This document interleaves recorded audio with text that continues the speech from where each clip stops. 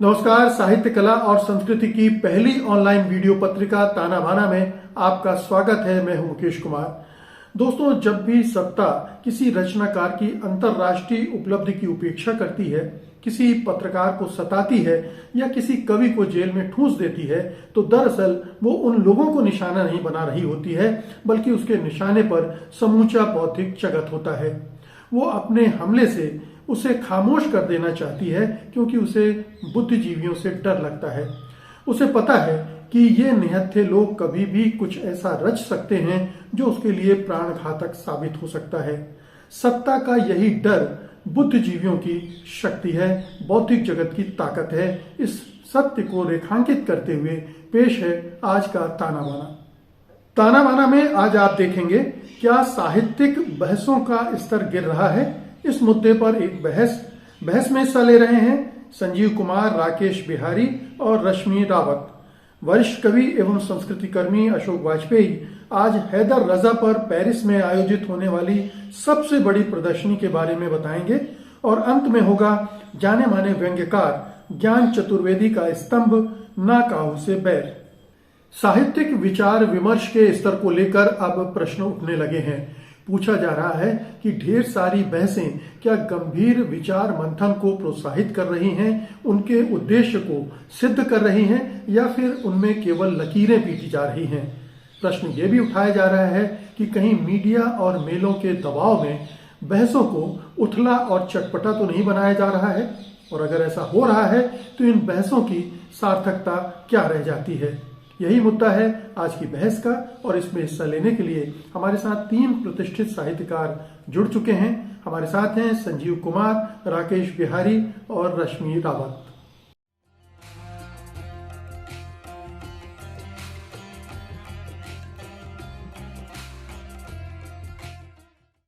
ताना बाना में आप सबका स्वागत है। तो संजीव जी, सबसे पहले आपसे सवाल है। ये कहा जा रहा है कि हिंदी में, साहित्य में जो बहसों का स्तर है वो गिर रहा है। आप क्या ऐसा महसूस करते हैं कि बहसों का स्तर गिरा है, और अगर गिरा है तो किन वजहों से? मुकेश जी, इनफैक्ट बहसों का स्तर गिरा है ये कहने से ज्यादा मुनासिब ये कहना होगा कि बहसें रही ही नहीं। क्योंकि साहित्यिक बहसें तो हम उन्हें कहेंगे ना जिनमें एक गंभीरता हो, और हो सकता है ये बहुत सब्जेक्टिव राय हो, गंभीरता को लोग अलग अलग पैमाने पर नापते हैं, अलग अलग लोग। लेकिन मुझे लगता है कि जिस तरह की गंभीरता किसी साहित्यिक बहस की पहचान बननी चाहिए, वो एक लंबे अरसे से गायब है।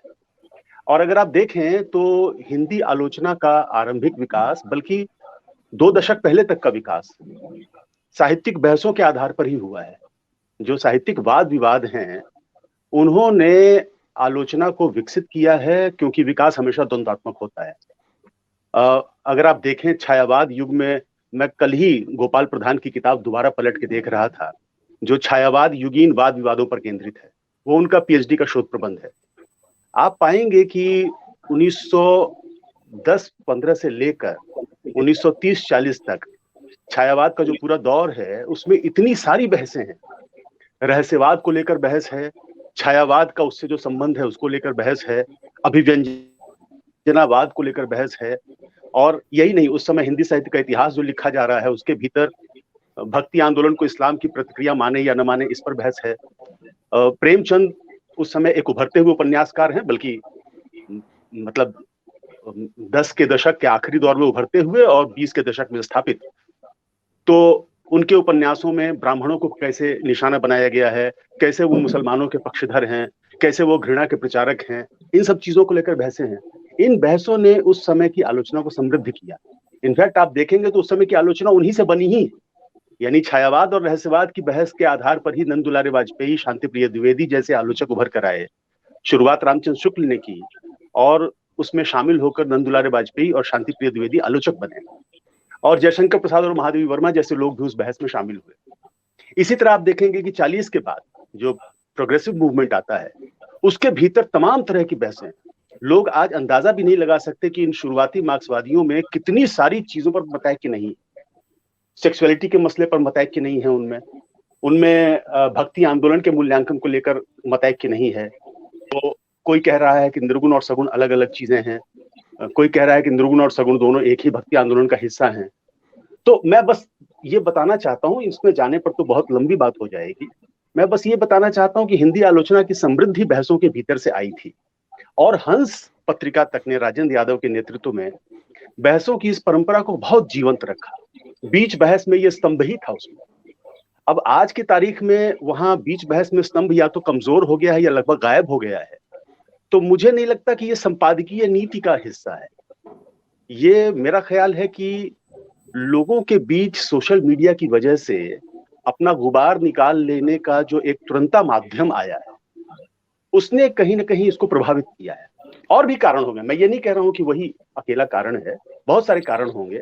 मुझे ये और भी कारणों पर जाते हैं संजीव जी, और भी कारणों के जो कारण हैं उन पर और चर्चा करेंगे। लेकिन जो आपने एक बहुत महत्वपूर्ण बात की कि बहस तो अब है ही नहीं, आपने ये कहा, तो राकेश बिहारी जी मैं ये जानना चाहता हूं, अगर बहस है ही नहीं तो ये तमाम बहसें जो हो रही हैं वो क्या हैं? ये तमाम आयोजन, तमाम वेबिनार, ये इतने बड़े पैमाने पर जो बहस हो रही हैं, आखिरकार उनमें क्या हो रहा है? क्या ये चटपटापन है उनमें छिछलापन है, उनमें मुद्दे नहीं है, ये टाइम पास? मुकेश जी, मुझे एक शेर याद आ रहा है, शायर का नाम तो याद नहीं है, कि मेरी दीवानगी पर होश वाले बहस फरमाएं, मेरी दीवानगी पर होश वाले बहस फरमाएं, मगर पहले उन्हें दीवाना बनने की जरूरत है। ये जो बहस है जी, उसके लिए होश में भी होना जरूरी है और दीवानगी भी जरूरी है।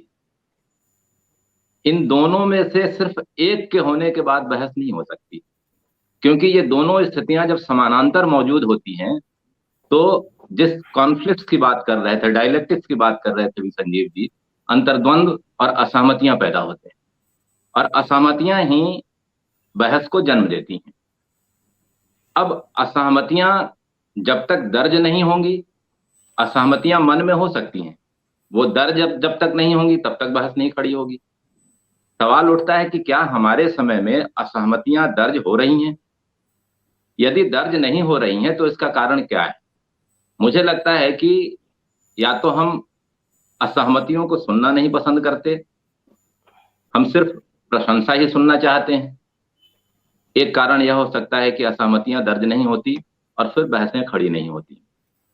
जहां तक आपने इन अलग अलग आयोजनों की बात की, देखिए हर आयोजन सिर्फ बहस पैदा करे जरूरी नहीं है। ये जो कई सारी चीजें हैं, चर्चा, विमर्श, बहस, ये सब एक जैसी चीजें लगते हुए भी इनमें कहीं ना कहीं एक अंतर है।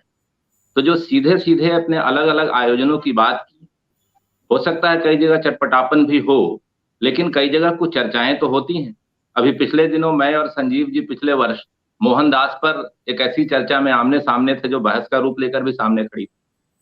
तो ये जो असहमति न सुनने की स्थिति है, उसको प्रकट न होने देने का जो एक की स्थिति है, उसके कारण भी बहसें खड़ी नहीं हो रही। लेकिन एक बात जो संजीव जी ने अभी कही कि यह संपादकीय नीति का मामला नहीं है, मैं थोड़ा सा असहमत होने की इजाजत चाहता हूँ। दरअसल जो बहसें हैं, अगर देखें तो 3 तरह की बहसें मुख्यतः हमारे सामने होती हैं। एक स्वतः स्फूर्त, एक नियोजित और एक प्रायोजित।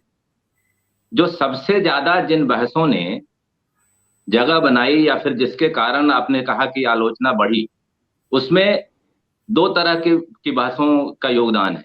एक वो स्वतः स्फूर्त बहसें जो 2 व्यक्तियों के बीच हुई, और दूसरी बहस वो जिन्हें नियोजित तरीके से लाया गया हमारे सामने। आपने अभी हंस का उदाहरण दिया, तो वो पूरी तरह से एक संपादकीय दृष्टि और नीति का मामला है, जहां आप कुछ बहसों को नियोजित तरीके से सामने लाते हैं। आज जो हमारे सामने बहस के रूप में कुछ चीजें दिखाई भी पड़ती है, वो स्वतः स्फूर्त बहसों का जो की नियति होती है, वह तो एक खास तरह के छिछोरेपन में जाके खत्म होती है, और नियोजित बहसों की गुंजाइश लगभग न के बराबर है। हाँ, कभी कभी प्रायोजित बहसें जरूर दिखाई पड़ती हैं, जिसका अंत वह सिर्फ एक दूसरे की पीठ खुजाने में होकर रह जाता है। रश्मि जी, प्रायोजित बहसों की बात हो रही है, लेकिन मैं ये समझना चाहता हूँ कि जो जिन बहसों की बात संजीव जी ने की है, उन बहसों के ना होने की वजह क्या, या जो अधकचरी बहसें हैं उन्होंने पूरा, जो कहना चाहिए, पूरी जगह घेर ली है और वहां अच्छी बहसों की गुंजाइश ही नहीं रह गई? क्या कुछ ऐसा घटित हो रहा है? जी, मैं बिल्कुल सहमत हूँ। अपने पहले के दोनों ही वक्ताओं से बिल्कुल सहमत हूँ कि बहस ही नहीं रह गई है। इसको तो सिर्फ एक लाइन में कहना काफी होगा। बहस होने के लिए तो मुझे लगता है किसी एक जने का माइक म्यूट होना जरूरी है शायद। संजीव जी, हाँ जी। जी, बहस होने के लिए तो दो चीजें जरूरी है ना, कि एक तो अपनी एक वैचारिकता, एक स्पष्ट दृष्टि होनी चाहिए, दूसरी सलाहियत होनी चाहिए विरोधी पक्ष को सम्मान के साथ सुनने की। तो वो दोनों ही चीजें जो गायब हुई हैं, वो पूरे राजनीतिक सामाजिक परिदृश्य से गायब हुई हैं। चाहे आप सोशल मंचों की बात करें या टेलीविजन मंचों की, या जो साहित्य के कार्यक्रम और पन्नों की बातें तो संजीव जी बता ही चुके हैं कि जो भी पहले कलावाद और प्रगतिशील प्रगतिवाद की बहस थी, या किसी भी तरह की जो बहसें साहित्य में हुई, और वही हमारे पास एक तरह से मौजूद है साहित्य और आलोचना की जो विचार सरणियों के रूप में, वो बहसों से निकली थी। लेकिन आज की डेट में जो तर्क की जगह है, वो तो सिर्फ और सिर्फ सत्ता तो पहले भी तर्कों को नियोजित करती थी, लेकिन ऐसा नहीं था कि तर्क की जगह पूरा का पूरा आपके फेफड़ों की ताकत आ जाए कि अभी मैं इतनी तेज चिल्लाने लगूं कि तीनों कुछ बोल ना पाए, पर अभी फिलहाल म्यूट आप कर सकते हैं, तो उस ताकत का आप इस्तेमाल कर लें, वो एक अलग बात है। तो मतलब जो उदारीकरण के बाद या पूंजीवाद के उग्र रूप होने के बाद जो ताकत के नए नए रूप उभरे हैं, उसमें ये हो गया है कि सिर्फ बहस का मतलब एक मूल्य निर्णय देना है, और जो जिस इलाके में ताकत रख रहा है उतनी जमीन तो वो खसोटी लेगा। उदाहरण के लिए कि अगर अभी संजीव जी हो साहित्य जगत में या आलोचना जगत में या कहीं सामूहिकता की ताकत इनके पास ज्यादा होगी तो मेरी आवाज धीमी हो जाएगी, लेकिन हो सकता है कि मैं एक ऐसे दायरे तक इनको लेके आऊं जहां मेरे पास सामूहिक ताकत ज्यादा है, वहां मैं जो मूल्य निर्णय देना चाहती हूँ वहां वो मैं दे दूंगी और ये शांत रह जाएंगे। तो एक जो कई सारी बूंदों से मिलके धाराएं बनती हैं, वो धाराएं जहां बह के जाती हैं, उस तरह की ताकत, उस तरह की बहसें मुझे लगता है कि साहित्य जगत में ही थोड़ी बहुत बची हैं। जितनी बची हैं राजनीतिक और दृश्य से तो वो गायब हो चुकी हैं। और मुझे लगता है कि अगर साहित्य में बहस नहीं है, ये मानना तो लगभग ये मानना है कि साहित्य नहीं है, क्योंकि साहित्य तो उसी लोकतांत्रिकता की बात कर रहा है, वो तो सुनने की ताकत दे रहा है, वो कहने की ताकत दे रहे हैं जिसको आप लंबा राजतंत्र से जिस लोकतंत्र में हम आए थे, उस लोकतंत्र की पूरा परीक्षण तो हमें साहित्य से ही मिलता है, जब वो एक सबको समाने की भाव की और दबी हुई कुचली हुई बातें करता है। तो अगर वहां बहस नहीं हो रही है तो वहां तो मूल्य निर्णय ही दिए जाएंगे। आपने मुझसे सीधे कारण पूछे थे जिसके लिए मुझे भूमिका बांधनी जरूरत थी। अब मैं पॉइंट वाइज 2-3 कारण गिनाना चाहूंगी, हालांकि अनेक हैं। तो एक तो मुझे लगता है कि वही की तर्क की जगह मूल्य निर्णय और चिल्लाने की ताकत का आना। दूसरा, जब जो कुछ अब ये चीज कुछ जेन्युइन या संजीदा किस्म के लोगों के लिए बनती है, जो अपने विचार और आचरण के प्रति ईमानदार भी हैं और उनकी दृष्टि भी प्रखर है, वो अगर चाहते भी हैं किसी बहस को असल में उसका वो देना, मतलब उसको साकार करना, तो नहीं, वो लोग लेकिन टूल्स में मेहनत नहीं कर रहे हैं। आप पुरानी शब्दावली में नई बातें नहीं कर सकते, आपकी जो कसौटियां हैं उसे नए समय के साथ बदलना होगा। आप अगर 50 साल पहले वाली कसौटी से आज के समय को तोलना चाहेंगे तो वो तुलेगा नहीं। थोड़े समय में ये होता है कि आज टेक्नोलॉजी और एक नई चीजों की चीजें भी ताकत बन चुकी हैं। आप हो सकता है बहुत खिलंदड़े युवा के सामने कमजोर नजर आते हैं, जबकि उसके पास विचार की शक्ति नहीं है। वो सिर्फ एक सर्वानुमति की ताकत से, एक प्रसिद्धि की ताकत से हमारी सारी संजीदगी एक तरफ रह जाती है, सारा मजमा उधर चला जाता है। तो ये मुझे लगता ठीक। है। और तीसरा एक कारण और बस मैं कह दूं कि जब हम बहुत तुरंत-फुरत कहने लगते हैं किसी बात पे और ठहराव के साथ संजीदगी से सोचना, जो आज के समय का एक मुख्य गुण है, उसने हम सबसे ठहराव का स्पेस छीन लिया है। लेकिन अगर हम कम सोच के कोई बात कहेंगे, तो सतह पे तो यथास्थितिवाद ही है। अगर हमें कोई नई बात कहनी है, तो हमें नीचे तक जाना होगा। अगर वो तैयारी हमारे पास नहीं है, तो हम भाषा बदल-बदल के सत्ता की और एक ही तरह की बात कहेंगे और वो बहस की शक्ल में होती है, पर वो होती वही है। वो झाग होता है शब्दों का, सतह में जी। उसकी वही है जो सत्ता हमसे कहलवाना चाहती है। जी, धन्यवाद। जी। तो संजीव जी, आप अपने को अनम्यूट कर लीजिए।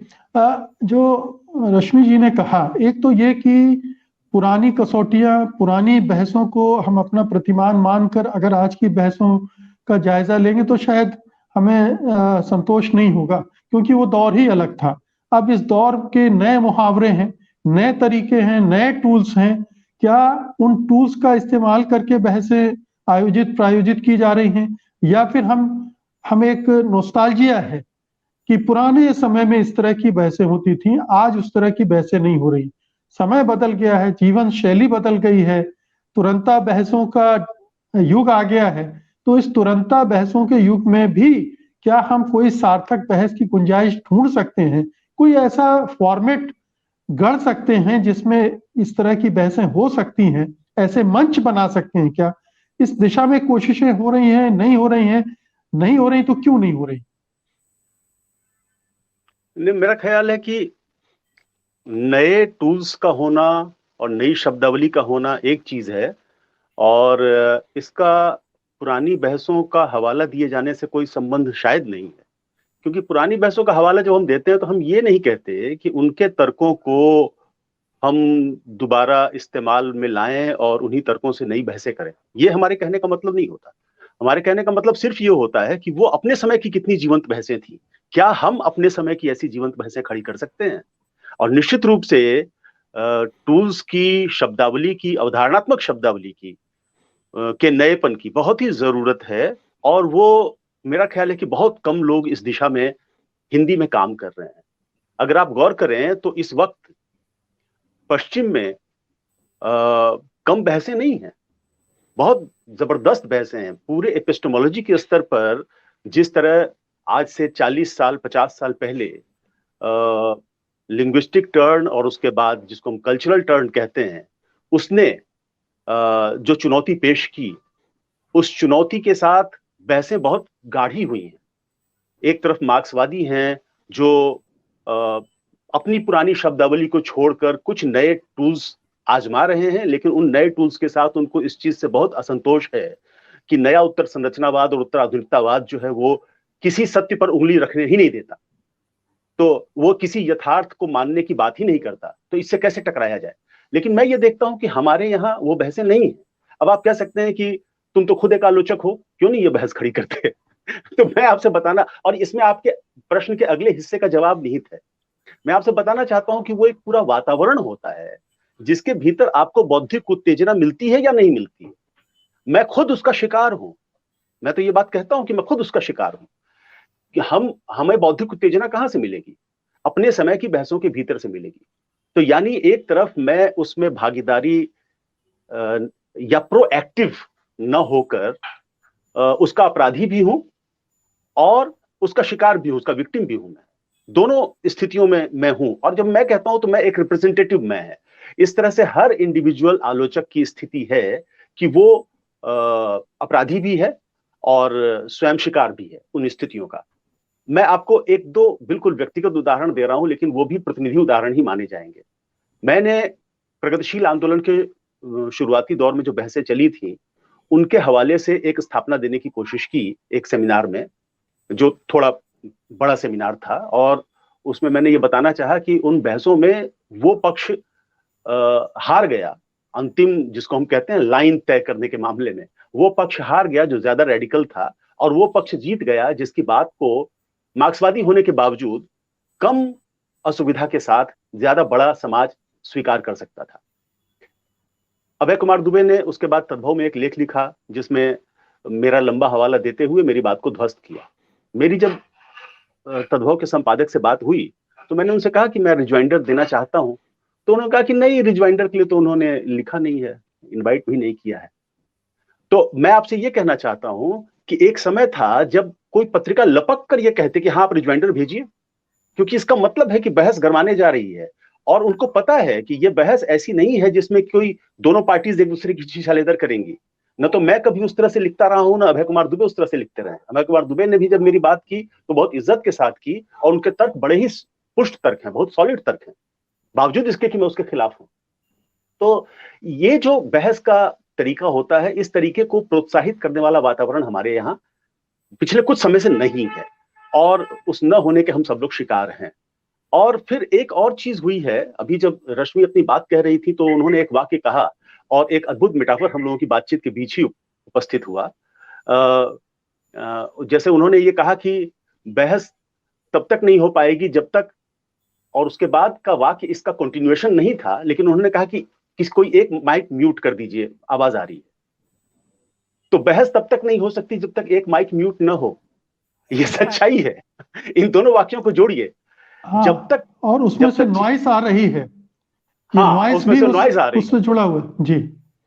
तो ये जब तक और वॉइसेस म्यूट होंगी, एक वॉइस बोल रही होगी, और उसके बाद फिर दूसरे को मौका मिलेगा, उसको अनम्यूट किया जाएगा, तभी बहस चल पाएगी। लेकिन सोशल मीडिया झांव है, वहां सब माइक्स एक साथ खुली हुई हैं, और उस शोर में आप असल में कुछ नहीं कह पाते, क्योंकि आपका ध्यान शोर शराबे पर रहता है, आपका ध्यान इमेज पर रहता है, आपका ध्यान तर्कों पर, दर्शन पर, अवधारणात्मक शब्दों पर, टूल्स पर नहीं रहता है। तो इसीलिए मैं बार बार कह रहा हूं कि हम सब लोग उसके शिकार हैं। इसीलिए मुझसे भी कोई पलट करके ये प्रश्न नहीं करेगा कि भाई तुम क्यों नहीं दूर कर देते, भाई नहीं कर पाऊंगा मैं उसी का हिस्सा हूं।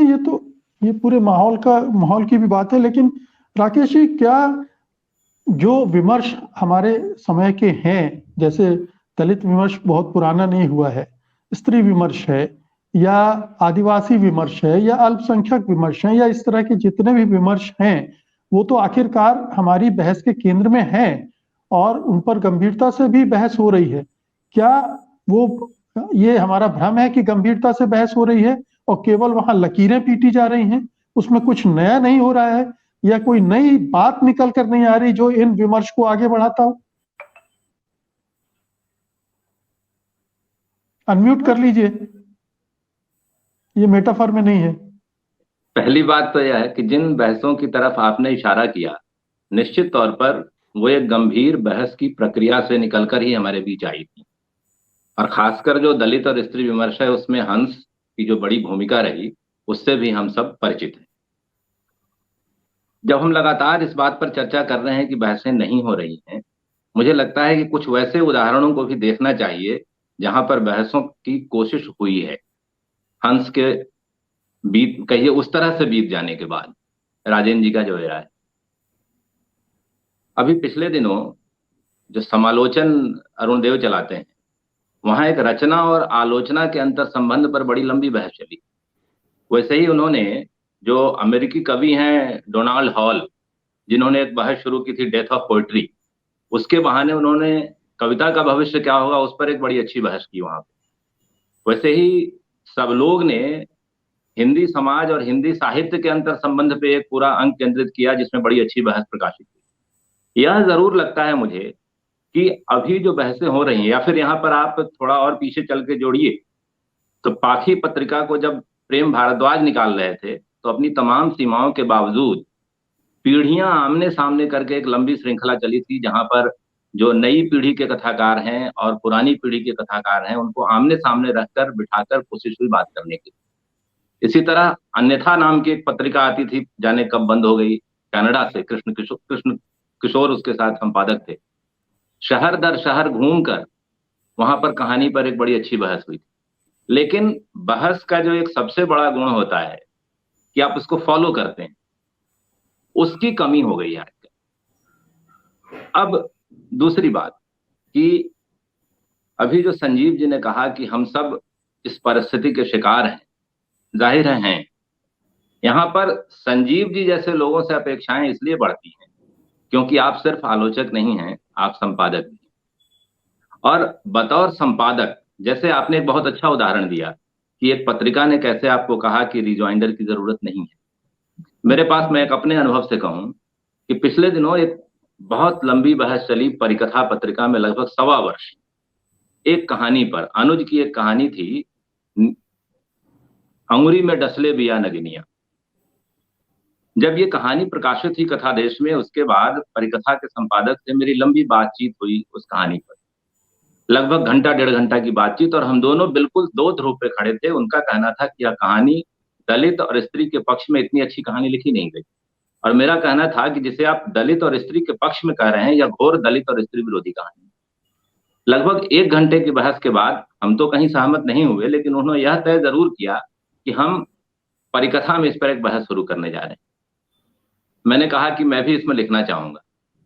उनका बहुत सीधा सा जवाब था कि इसमें बहुत सीनियर लोगों से लिखवा रहा हूं, लंबी बहस चलेगी, उसके बाद कुछ बचा रह गया तो आप भी लिख लीजिएगा।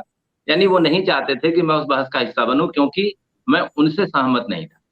तो जैसे ही आप असहमति के बिंदु को रोकते हैं, जाहिर है कि बहस का जो स्तर है, जिस स्तर की बात अपने अभी प्रश्न में की, वो फिर बहस का रूप होगा ही नहीं। जिसे मैंने पहले कहा था, प्रायोजित बहस हो जाएगा। देखिए, बहस को प्लान करना बहुत जरूरत है, लेकिन प्लान्ड और स्पॉन्सर्ड दोनों दो चीजें। तो बहस का स्तर कमजोर हो जाना, जिसके तरफ आपने इशारा किया कि हम कहीं लकीर तो नहीं पीट रहे हैं, कहीं रुक तो नहीं गए हैं, उसका कारण यह है कि हम प्लान्ड जो डिस्कशन हो सकते हैं, जो नियोजित बहसें हो सकती हैं, उससे दूर हटकर हम प्रायोजित बहसों की तरफ लगातार बढ़ते जा रहे हैं। तो ये एक बड़ा कारण मुझे लगता है कि बहस की जो स्तरीयता है वह आपके सामने नहीं आती, या फिर सच पूछिए उसके लिए सही सही कहा जाए तो वो बहस होती ही नहीं है, जहां से शुरुआत संजीव जी ने की थी। तो रश्मि जी, क्या ये, जी आप कंप्लीट कर लें बात। हाँ, तो बस मैं वही कहना चाह रहा था कि ये जो प्रायोजित और नियोजित के बीच का डिफरेंस है, इसको हमें समझना पड़ेगा। और इसको समझने के लिए जहां से मैंने बात शुरू की थी कि असहमति को सुनने का जो एक विवेक है और असहमति को दर्ज करने का जो साहस है, इन दोनों की मौजूदगी जरूरी है, जिससे हम लगातार लगता है कि कई बार किनारा करते जा रहे हैं। रश्मि जी अपनी बात रश्मि जी, क्या ये लोकप्रियता की होड़ जो चल रही है, चाहे वो सोशल मीडिया के प्लेटफॉर्म हो या पत्र पत्रिकाओं के प्लेटफॉर्म हो या खुद रचनाकारों में लोकप्रियता की जो होड़ चल रही है, उसमें अब लोग उस तरह से बहुत गंभीरता से पढ़ने वाले, विचार करने वाले लोगों की भी कमी हो गई है? ये भी एक वजह है अच्छी बहसों का ना होना। हर ज्यादातर लोगों का एक पैर हवाई जहाज या ट्रेन पर होता है, वो एक आयोजन से दूसरे आयोजन में कूदते फिरते रहते हैं और सारे विषयों पर बोलते रहते हैं, वो सारे विषयों के विशेषज्ञ हो जाते हैं। तो जो विशेषज्ञता होती है किसी विषय पर, जिसमें गहराई से बात करने, समझने और उसको आगे बढ़ाने की एक गुंजाइश होती है, वो खत्म हो गई। जी हाँ, तो चेयर गर्ल और चेयर बॉय क्या सिर्फ क्रिकेट में ही हो सकते हैं? साहित्य में क्यों नहीं? साहित्य को भी जरूरत है अच्छे अच्छे चेहरों की, अच्छी अच्छी आवाजों की, अच्छी अच्छी भंगिमाओं की। तो मैं उन भंगिमाओं और साहित्य को अलग करना चाहूंगी, क्योंकि आजकल इतनी सारी पत्रिकाएं, इतनी सारी सोशल मीडिया हैं कि हम सब स्वघोषित लेखक और स्वघोषित आलोचक बन चुके हैं। तो बात आपकी एकदम सही है कि वो जो लोकप्रियता है उसने साहित्य की संजीदगी तो खत्म किया ही है। बट मुझे फिर से बात कहनी पड़ेगी म्यूट के लिए। जी राकेश जी, संजीव जी, राकेश जी जी। तो और मैं एक चीज को अलग भी करना चाहती हूँ, एक की गैर संजीदगी का लेखन करना और लेखक होना नहीं। मैं तो ये भी कह रही हूँ कि हम बहुत सारे अलेखक को लेखक और बहुत सारे आलोचकों को आलोचक कह रहे हैं। अगर मैं अपनी ही बात करूं तो मुझे नहीं लगता कि मुझे 10 साल, कम से कम 10 साल की परसिस्टेंस में हार्ड वर्क के बिना मुझे आलोचक कहा जाना चाहिए। लेकिन होता है कि अगर मैं किसी की कहानी की तारीफ करती हूँ और उनके पास अगर एक मंच और साहित्य उत्सव और टीवी चैनल सब कुछ है, तो वो मुझे सिर्फ एक कहानी के लेख पे एक प्रसिद्ध आलोचक बना देंगे। जैसे ही मैं किसी कहानी की बुराई करती हूँ और वो बिल्कुल तर्क आधारित होती है, तो उस समय में एक नई नवेली, पता नहीं क्या, अभी पढ़ा भी है मैंने अपने लिए ही, कोई ऐसा ही चलता हुआ सा शब्द कि टिप्पणीकारों को आलोचक बना देते हैं तो क्या होता है। बनाया उन्होंने ही था, पहले तारीफ कर दी होगी शायद मैंने, है ना। जी तो हम क्यों मान रहे हैं किसी को आलोचक, हम उसे लेखक क्यों मान रहे हैं। और अभी प्रायोजित और नियोजित के फर्क पे राकेश बिहारी जी ने बात कर दी। मैं इस फर्क को छोड़ दो, अगर आप एक आयोजक हो और मैंने अभी मान लीजिए कि आज से आलोचना लिखनी शुरू की है, तो आप क्यों मेरे विशेषण में आलोचक लिखोगे, आप क्यों लेखक लिखोगे। आप कुछ भी लिखे बिना ये भी तो कर सकते हो ना कि आज ये कहानी पाठ करने जा रहे हैं, या मैं आज कहानी लिखूं पहली, मुझे ये भी नहीं पता कि ये कहानी बनी या नहीं बनी, और मेरे नाम के पोस्टर जारी हो जाते हैं कहानीकार रश्मि रावत। तो ये बाकी चीजें की तो बात की बात है, मेरे अंदर के कहानीकार को तो हमेशा कत्ल कर दिया गया ना। तो मैं ये सोचती हूँ कि ये मेरे अंदर के कहानीकार को या आलोचक को कत्ल करने की जो उपक्रम है, ये बहुत पुराने हैं। हमारे साथ के ही इतने कई लोग हैं, जब हम स्त्रियों को बढ़ावे नहीं मिलते थे, पुरुषों को बहुत जल्दी बढ़ावे मिले। आज की डेट में उनको नहीं पता कि अब उन्हें आगे कहाँ से बढ़ना है, क्योंकि उन्होंने आत्म संघर्ष नहीं किया, आत्म निरीक्षण नहीं किया, कुछ भी नहीं किया। आपके पास एक समूह बल और एक सर्वानुमति का बल था, और आपको उसने लेखक बना दिया। फिर भी आप न्यूनतम स्तर का अच्छा ठीक ठाक फिर भी लिख लेते हैं, क्योंकि ये जो सर्वानुमति पाने के का जो अपना आत्म संघर्ष था, वो भी थोड़ा सा तो था ही, कम से कम कि आप 50 लोगों के पास जाते थे तो 50 लोगों से 50 वाक्य भी सीख लेते थे। आज की डेट में तो सोशल मीडिया वो सर्वानुमति मुझे 5 मिनट में दे रहा है। तो मुझे कई बार ये लगता है कि जिन लोगों को हमें लगता है कि उन्होंने भी अपना संघर्ष नहीं किया, साहित्यकार, लेखक, रचनाकार या आलोचक होने की जो एक न्यूनतम कसौटी अगर नहीं पालन हुई है, तो मुझे लगता है कि संपादक, आयोजक या किसी भी भूमिका में होने वाले को एडजेक्टिव से बचना चाहिए। हमें लगता है कि हमने अपने शब्दों के साथ इतनी लापरवाही से हम पेश आते हैं कि अब शब्द नहीं, शब्द की झाग रह गई है। जो बहस होती हुई हमें दिखती है, वो दरअसल बहस नहीं होती। इसके एक छोटे से उदाहरण से अपनी बात खत्म करूंगी। जैसे मान लीजिए कि मैं किसी एक व्यक्ति के विरुद्ध कोई बात कह रही हूँ, उसके सीरियस अपराध के प्रति मैं कोई विमर्श खड़ा करना चाहती हूँ, और मैं बहुत संजीदगी से चाहती हूँ कि ऐसा हो, बट ऐसा नहीं होगा, क्योंकि अगर वो प्रगतिशील खेमे का है तो उसके जो पक्ष के लोग हैं वो मेरी बात सुने बिना उसका साथ देंगे, उसके जो विरोधी लोग हैं वो मेरी बात सुने बिना मेरा पक्ष देंगे। अंततः बहस जो होगी वो सिर्फ ताकत का एक खेल बन के रह जाएगी। सब अपनी अपनी रोटियां सेकेंगे और वो जो मुद्दा है वो गायब हो जाएगा। तो मुद्दों को लेके हम बिल्कुल बात नहीं कर रहे हैं, लेकिन मुझे एक बात की बहुत खुशी है कि कुछ लोग जो मीडिया में कहीं नहीं है, वो छोटे छोटी गोष्ठियां बना के बहुत संजीदा बहसें कर रहे हैं, और उसका मोमेंटम है जो थोड़ा थोड़ा साहित्य के पन्नों में तैरता है, वो उसी का मोमेंटम है, ऐसा मैं मानती हूँ। तो बहसें उतने भर जिंदा हैं जितना साहित्य जिंदा है। साहित्य ने ही बची खुची बहसों को जिंदा रखा हुआ है, ये मैं मानती हूँ। जी धन्यवाद। अंत में छोटी सी टिप्पणी संजीव जी आपकी चाहूंगा। ये जिस सियासत की बात कर रही हैं, जिसमें एक निष्पक्ष टिप्पणियां, आलोचना की गुंजाइश नहीं होती, इसको तो हम बहुत पहले से देख रहे हैं। वो जिसको हम स्वर्णकाल के रूप में देखते हैं हिंदी साहित्य का, वो उस दौर में भी ये टांग खिंचाई होती थी, पक्ष विपक्ष तने हुए थे, एक दूसरे गुट को पर हमले होते थे, उसी आधार पर रचनाओं की श्रेष्ठता, गुणवत्ता तय की जाती थी। इसको अगर इतर अलग रखते हैं तो आपको लगता है कि अच्छे साहित्यिक विमर्श के लिए, चर्चा के लिए मुख्य कसौटी 2-3 कौन सी होनी चाहिए जिसका लोग ध्यान रखें? क्या निकल कर आना चाहिए, आउटकम क्या होना चाहिए उनका, जो लगे कि ये अच्छी बहस हुई?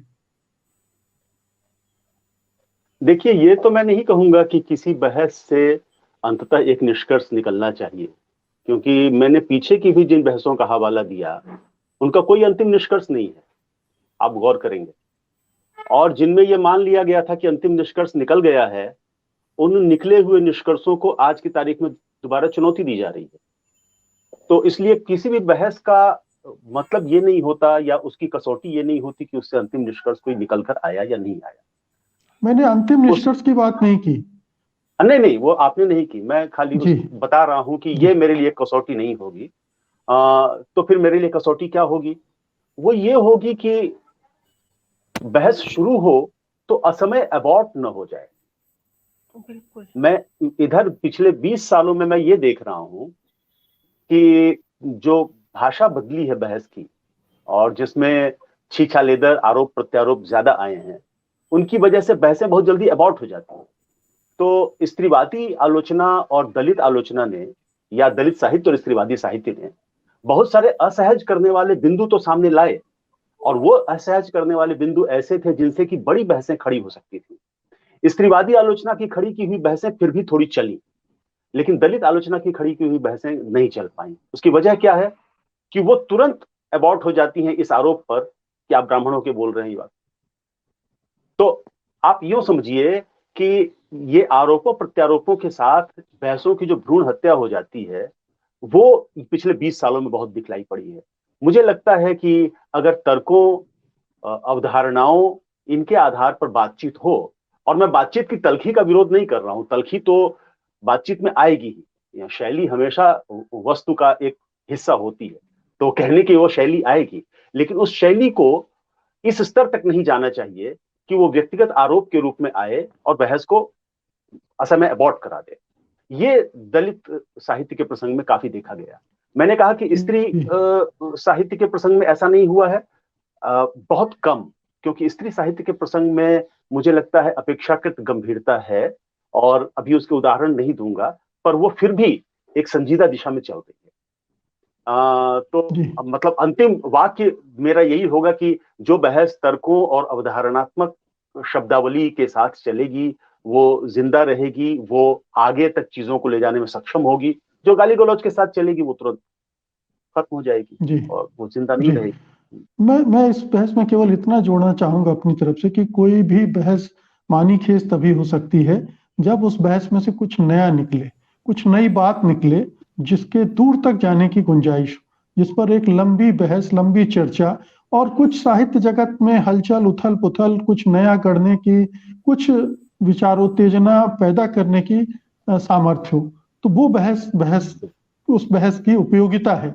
अन्यथा सब बतकही हैं, चर्चाएं हैं और गप्पबाजियां हैं। हम सोशल मीडिया पर अधिकांश मंचों पर यही होते हुए देख रहे हैं। बहुत बहुत शुक्रिया आप सबका आज की चर्चा में हिस्सा लेने के लिए। धन्यवाद, नमस्कार। कालजयी चित्रकार हैदर रजा की भारत में तो लगातार उपेक्षा हो रही है, मगर अंतर्राष्ट्रीय कला जगत ने उन्हें भुलाया नहीं है। आगामी फरवरी में पेरिस में उन पर केंद्रित एक बड़ी प्रदर्शनी का आयोजन किया जा रहा है, जो उनके महत्व को फिर से रेखांकित और प्रतिष्ठित करेगा। वरिष्ठ संस्कृति कर्मी अशोक वाजपेयी आज इसी प्रदर्शनी के बारे में विस्तार से बताने जा रहे हैं, तो देखते हैं उनका स्तंभ, दूसरी आवाज।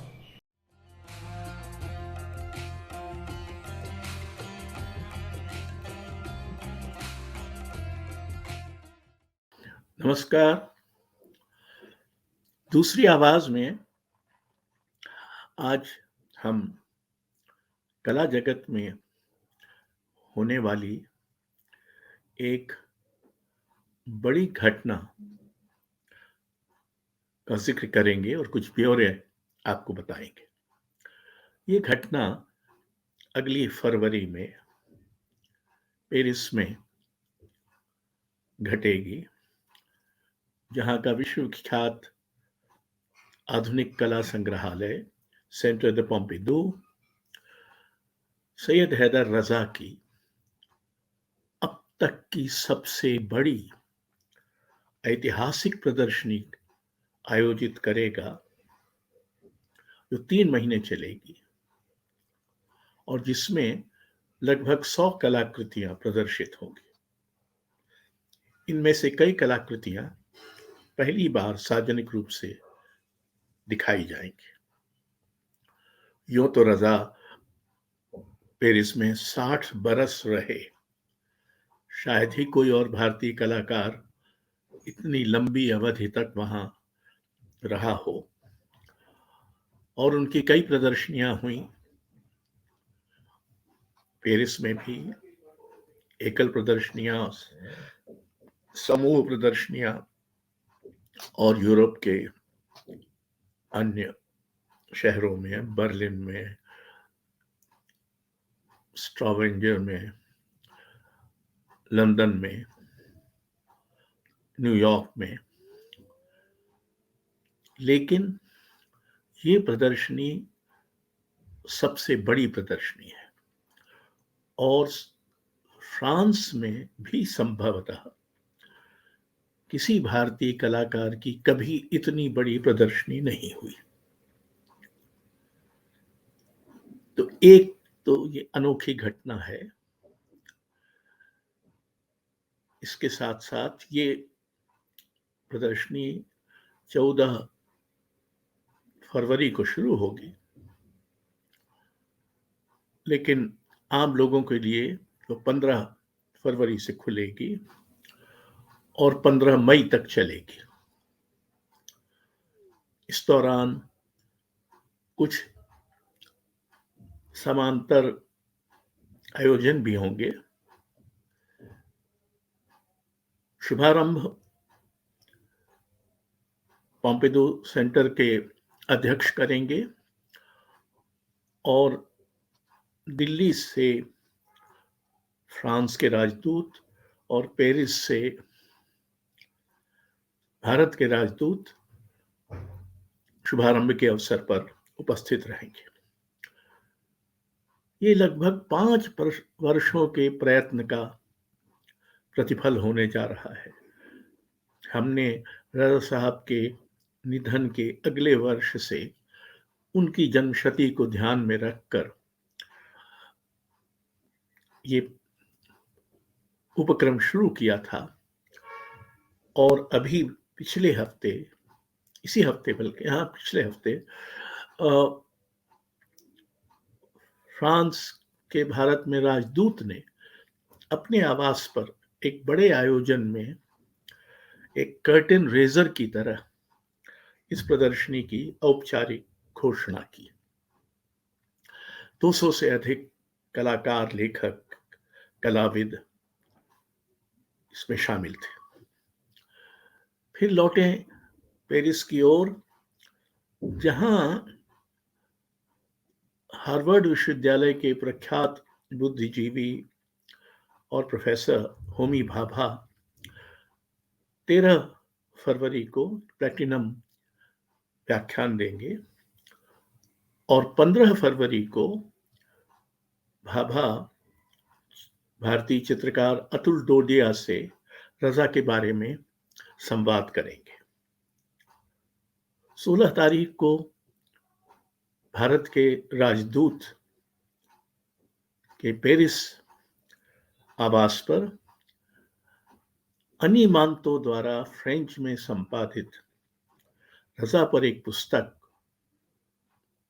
जिसका शीर्षक है रजा और प्रकृति की आत्मा, लोकार्पित होगी।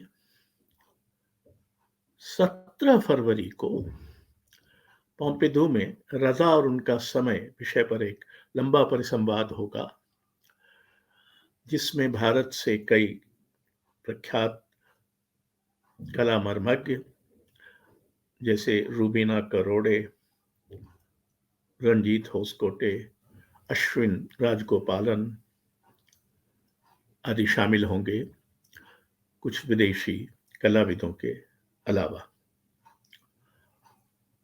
और इनाल्को में 20 फरवरी को रजा, प्रकृति और भारतीय आधुनिकता पर एक परिसंवाद होगा, जिसमें मैं भी भाग लूंगा, उदयन वाजपेयी भाग लेंगे, शाल मलामूद भाग लेंगे, अनी मांतो भाग लेंगे। तो एक भरा पूरा कार्यक्रम होगा और कोशिश ये भी हो रही है कि वहाँ के प्रख्यात संग्रहालय म्यूजियम में एक रजा पर्व बाद में मनाया जाए, जिसमें कविता पाठ, संगीत सभा और नृत्य प्रस्तुति भी हो। 2 जिल्दों में, एक अंग्रेजी में एक फ्रेंच में, एक कैटलॉग बुक भी रजा फाउंडेशन ने तैयार कराई है, तो इस अवसर पर लोकार्पित होगी। तो मित्रों, ये एक बड़ा आयोजन कला जगत में होने जा रहा है और ये थोड़े खेद की बात है कि इतना बड़ा आयोजन इस भारतीय कलाकार के अपने देश में कोई सार्वजनिक संस्थान, आधुनिक कला संग्रहालय नहीं कर रहा। जो 2 प्रदर्शनियां और बहुत अच्छी प्रदर्शनियां हुई, एक Kiran Nadar Museum of Art ने की दिल्ली में और एक Jehangir Nicholson Foundation of Arts ने Prince of Wales Museum Bombay में की। खैर, नए निजाम की उपेक्षा के बावजूद रजा एक कालजयी चित्रकार हैं, ये यहाँ तो सिद्ध है ही, पेरिस में भी एक बार फिर से सत्यापित होगा। ताना बाना में आज बस इतना ही। आज का अंक आपको कैसा लगा हमें जरूर बताइएगा। हमें आपकी प्रतिक्रियाओं का इंतजार रहता है। आप अपनी प्रतिक्रियाएं हमें tanabana@sathindi.com पर भेज सकते हैं। और अब मुझे अनुमति दीजिए, अगले रविवार को रात 9 बजे मैं फिर हाजिर होऊंगा ताना बाना के नए अंक के साथ। तब तक के लिए नमस्कार। सत्य हिंदी का ऐप डाउनलोड करें गूगल प्ले स्टोर पर।